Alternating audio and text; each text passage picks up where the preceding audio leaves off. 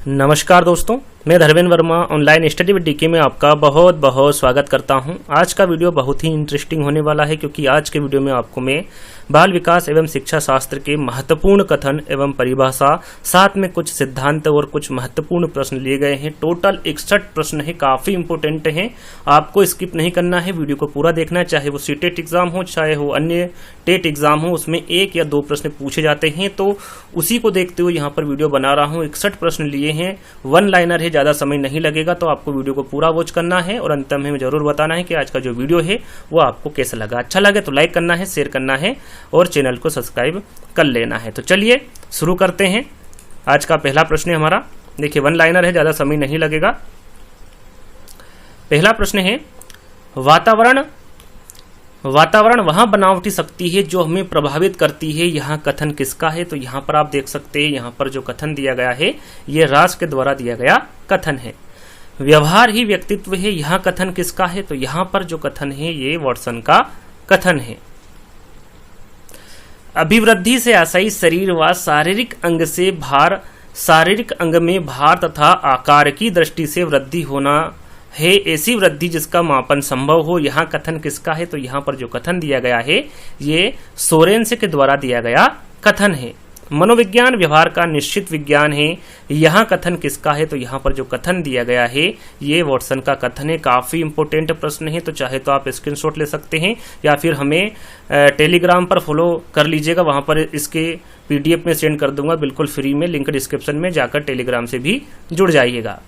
तो यहाँ पर अगला प्रश्न है हमारा, संग्रह करने की प्रवृत्ति किस अवस्था में पाई जाती है? इस प्रकार के प्रश्न में एग्जाम में पूछे जाते हैं। तो ये बाल्यावस्था है, जो संग्रह करने की प्रवृत्ति है वो बाल्यावस्था में पाई जाती है। जो इंपोर्टेंट प्रश्न है उन्हीं को लिया गया है, तो आपको पूरा देखना है। मनोविज्ञान चेतना का विज्ञान है, यहाँ कथन किसका है? तो ये जेम्स का है। मनोविज्ञान मानव प्रकृति का अध्ययन है, यहाँ कथन किसका है? तो यहाँ पर आप देख सकते हैं, यहाँ पर जो कथन दिया गया है ये बोरिंग के द्वारा दिया गया कथन है।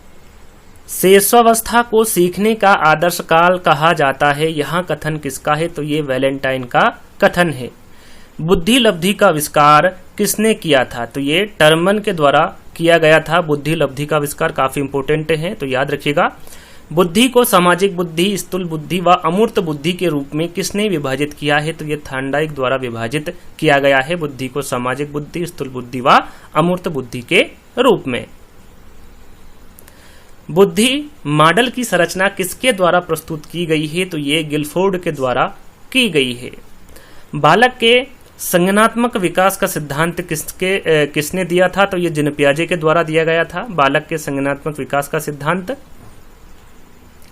पदानुक्रमित बुद्धि सिद्धांत के प्रतिपादक का नाम बताओ। यहाँ पर देखिए, पदानुक्रमित बुद्धि सिद्धांत के प्रतिपादक का नाम बताना है, तो उनका नाम क्या है? बर्नर है। बर्नर द्वारा पदानुक्रमिक बुद्धि सिद्धांत का प्रतिपादन किया गया था। बहुमानसिक योग्यता का सिद्धांत किसने दिया था? तो ये थॉर्नडाइक द्वारा दिया गया था।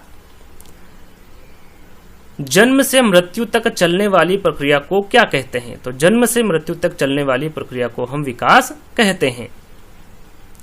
डिसलेक्सिया किस प्रकार की अधिगम अक्षमता का प्रकार है? देखिए, जितने भी विकार है उससे संबंधित एक वीडियो में बना चुका हूं, जिसको आपको ट्रिक के माध्यम से समझाया है, तो आप देख सकते हैं। इस प्रकार के प्रश्न भी एग्जाम में पूछे जाते हैं, तो ये पढ़ने की अक्षमता होती है डिसलेक्सिया। बाल्यावस्था को संवेगात्मक विकास का अनोखा काल कहा जाता है, किसके द्वारा कहा गया है? तो ये कोल एंड ब्रूस ने कहा है या फिर इनके द्वारा कहा गया कथन है। TAT परीक्षण का निर्माण किसने किया था? यहाँ पर देखिए, क्यूज के तौर पर एक प्रश्न आपको दे रहा हूं कि TAT का पूरा नाम क्या है, आपको कमेंट्स के माध्यम से बताना है। यदि आपने राइट आंसर बताया तो वहां पर मैं आपको यू आर राइट करके आंसर दूंगा। यदि आपने उसका सही आंसर दिया तो कमेंट्स के माध्यम से बताना है TAT का पूरा नाम। यहाँ पर परीक्षण का निर्माण किसने किया है पूछा गया है, तो ये मॉर्गन और मूरे द्वारा किया गया है TAT परीक्षण का निर्माण। क्रिया परीक्षण समूह किसकी देन है? तो ये भाटिया की देन है। जड़ बुद्धि वालों की बुद्धि लब्धि कितनी होती है? तो ये 70 से कम होती हैं, जड़ बुद्धि वालों की बुद्धि लब्धि। इस बात पर कोई मतभेद नहीं हो सकता है कि किशोरावस्था जीवन का सबसे कठिन काल है, यहाँ कथन किसका है? तो ये किलपेट्रिक का कथन है। व्यक्तित्व व्यक्ति के व्यवहार की समग्र विशेषता है, यहाँ कथन किसका है? तो यहाँ वुडवर्थ का कथन है। चिंतन संज्ञानात्मक पक्ष में एक मानसिक क्रिया है, यहाँ कथन किसका है? तो यहाँ पर जो कथन है ये रास के द्वारा दिया गया कथन है। किशोरावस्था में जो शारीरिक, मानसिक व संवेगात्मक परिवर्तन होते हैं वे अकस्मात होते हैं, यहाँ कथन किसका है? तो यहाँ पर जो कथन दिया गया है ये G.S. हॉल के द्वारा दिया गया कथन है। वातावरण में सब बाह्य तत्व आ जाते हैं जिन्होंने व्यक्ति को जीवन आरंभ करने के समय से प्रभावित किया है, यहाँ कथन किसका है? तो यहाँ पर जो कथन दिया गया है ये वुडवर्थ के द्वारा दिया गया कथन है। अनुभव द्वारा व्यवहार परिवर्तन ही सीखना है, यहाँ कथन किसका है? तो यहाँ पर आप देख सकते हैं यहाँ कथन गेट्स का है। लिबिडो की अवधारणा का प्रतिपादन किसने किया था? काफी इंपोर्टेंट है, एग्जाम में पूछा जाता है।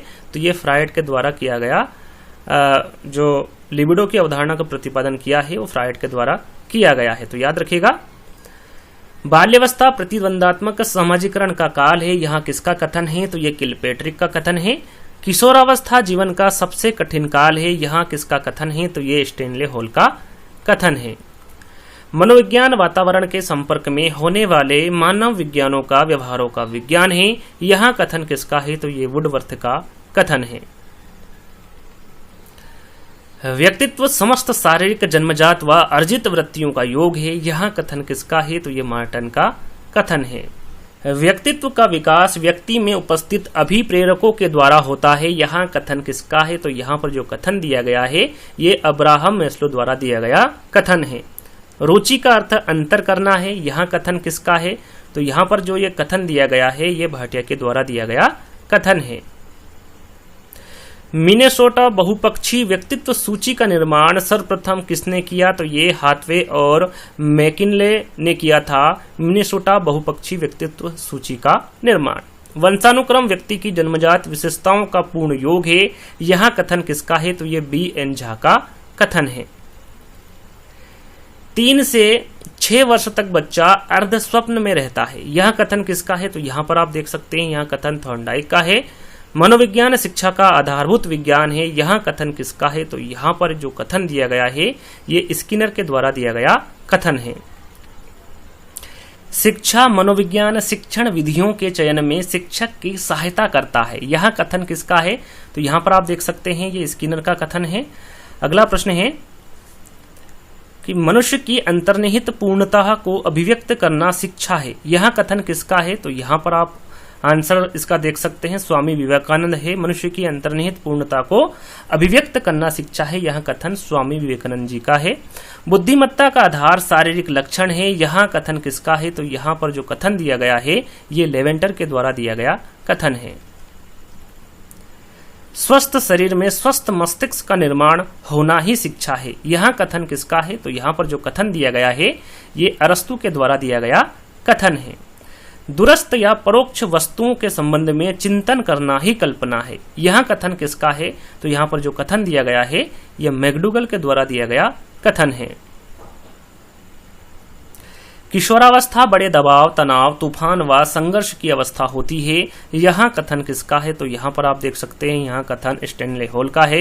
यदि आपको इसकी पीडीएफ चाहिए तो मैं आपको बता चुका हूँ, आप हमारे टेलीग्राम से प्राप्त कर सकते हैं या फिर स्क्रीनशॉट भी इसका ले सकते हैं। यदि आप इसको ऑडियो में सुनना चाहते हैं तो आप हमें खबरी ऐप पर फॉलो कर सकते हैं, आपको लिंक डिस्क्रिप्शन में मिल जाएगी। अगला प्रश्न है हमारा बुद्धि सीखने की योग्यता है, यहाँ कथन किसका है? तो यहाँ पर आप देख सकते हैं ये बकिंघम का कथन है कि बुद्धि सीखने की योग्यता है। बुद्धि अमूर्त चिंतन की क्षमता है, यहाँ कथन किसका है? तो यह टर्मेन का कथन है कि बुद्धि अमूर्त चिंतन की क्षमता है। किशोर ही वर्तमान की शक्ति व भावी आशा को प्रस्तुत करता है, यहाँ कथन किसका है? तो यहाँ पर आप देख सकते हैं क्रो एंड क्रो का कथन है। विद्या से अमरत्व की प्राप्ति होती है, कहाँ पर उल्लेख है? यहाँ पर आपको बताना है ये कहाँ पर या फिर किसमें इसका उल्लेख किया गया है। तो ये यजुर्वेद में इसका उल्लेख किया गया है कि विद्या से अमरत्व की प्राप्ति होती है। काफी इंपोर्टेंट है, इस प्रकार के प्रश्न भी एग्जाम में पूछे जाते हैं। तो अगला प्रश्न है हमारा, पाठ्यक्रम शिक्षक के हाथों में एक साधन है जिसमें वह अपने छात्र को अपने कला कक्षा में अपने शैक्षिक लक्ष्यों के अनुसार ढालता है, यह कथन किसका है? तो यह कथन बकिंघम का कथन है। मनुष्य को जो कुछ बनना होता है प्रारंभ के 4 से 5 वर्षों में ही बन जाता है। यह कथन किसका है? काफी इंपोर्टेंट, काफी सरल है। यह कथन किसका है? यह कथन फ्रायड का कथन है। तुम मुझे कोई भी बालक दो और मैं उसे कुछ भी बना सकता हूं। यह किसका कथन है? काफी सरल है, काफी इंपोर्टेंट है, काफी बार एग्जाम में पूछा गया है। तो यह कथन वाटसन का है। अचेतना का सिद्धांत किसके द्वारा दिया गया है? तो ये एडलर के द्वारा दिया गया सिद्धांत है अचेतना का। तो याद रखिएगा, माता पिता की शारीरिक व मानसिक विशेषताओं का संतान में हस्तांतरित होना वंशानुक्रम है। यह कथन किसका है? तो यहाँ पर जो कथन दिया गया है ये जेम्स ड्रेवर के द्वारा दिया गया कथन है। सीखने में सफल अनुभव अधिक सीखने की प्रेरणा देते हैं। यह कथन किसका है? तो यहाँ पर जो कथन दिया गया है ये फ्रेडसन के द्वारा दिया गया कथन है। बुद्धि कार्य करने की एक विधि है। यह कथन किसका है? तो यहाँ पर आप देख सकते हैं, यहाँ पर जो कथन दिया गया है ये वुडवर्थ के द्वारा दिया गया कथन है। मानवतावादी मनोविज्ञान के आध्यात्मिक जनक कौन है? तो ये अब्राहम मास्लो है। मानवतावादी मनोविज्ञान के आध्यात्मिक जनक। शेषावस्था द्वारा जीवन का पूरा क्रम निश्चित होता है। यह कथन किसका है? तो यहाँ पर इसका आंसर आप देख सकते हैं, यह कथन एडलर का है। कौन मानते हैं कि ईड, ईगो, सुपर ईगो मानव संरचना का विभिन्न अंग हैं? तो ये फ्रायड मानते हैं कि जो ईड, ईगो और सुपर ईगो है ये मानव संरचना का विभिन्न अंग है। बाल्यावस्था को मिथ्या परिपक्वता किसने कहा है? तो ये रास के द्वारा कहा गया है। काफी इंपोर्टेंट है, याद रखिएगा। अगला प्रश्न है, केवल 2 प्रकार की मूल प्रवृत्ति है, मृत्यु एवं जीवन। यहाँ किसका विचार है? यदि एग्जाम में पूछे कि 2 प्रकार की मूल प्रवृत्ति किसके द्वारा बताई गई है तो वो फ्रायड के द्वारा बताई गई है। कौन कौन सी? मृत्यु एवं जीवन। याद रखिएगा, केवल 2 प्रकार की मूल प्रवृत्ति, मृत्यु एवं जीवन। यहाँ किसका विचार है? तो ये फ्रायड का विचार है। अभिप्रेरणा किसी कार्य को प्रारंभ करने, जारी रखने, नियंत्रित करने अथवा नियमित करने की प्रक्रिया है। यह कथन किसका है? तो यहाँ पर आप देख सकते हैं ये गुट का कथन है।